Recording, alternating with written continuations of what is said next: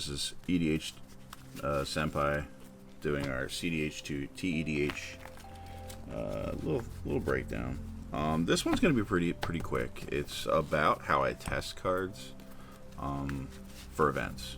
So it's twofold. So if you're testing cards, the easiest way obviously is moxfield.com. I wouldn't put more than 2 to 3 cards in a deck at any given time when you're trying to alter decks.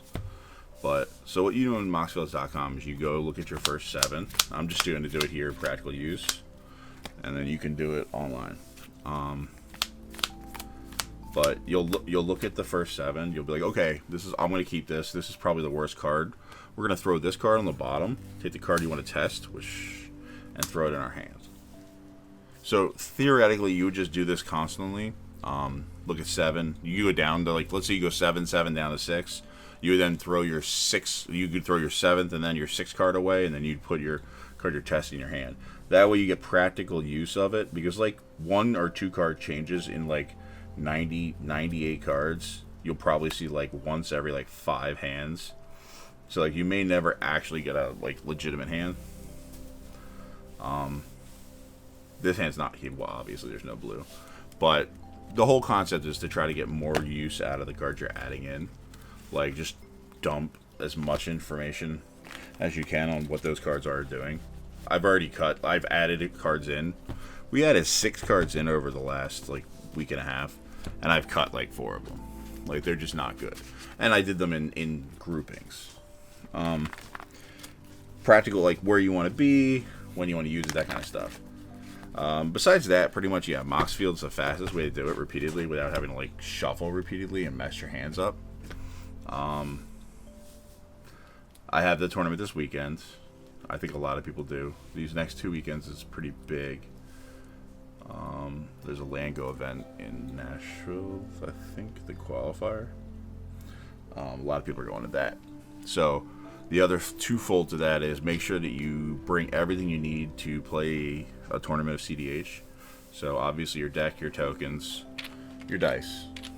You want to bring a play mat, Tylenol in case something happens, you get a Hague or something. Sleeves, backup sleeves. Preferably, I carry in my case, which also is, I guess, a mentionable thing.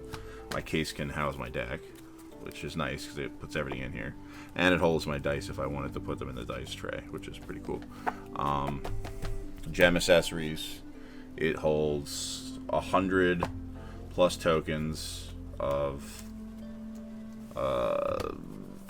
heavy hard inners with Apex or triple sleeved, just enough for triple sleeved. It's very good deck box. I like them. They've lasted me a long time, and they have a dice tray, which I carry dice in. Deck box, your actual deck. Run through your deck repeatedly. Make sure that your Moxfield list is the exact same deck list. Do not get to the tournament and accidentally make a mistake. And carry light. As much as I say bring a bunch of stuff, make sure you carry light when you go to tournaments.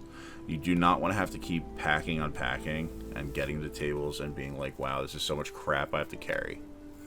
I used to carry a mailbag. I really like my mailbag, and if I was going to have more fun, and it was like a more Jubilee event, I probably would just bring a mailbag with a couple decks and stuff, but since cEDH events are pretty consistently one thing.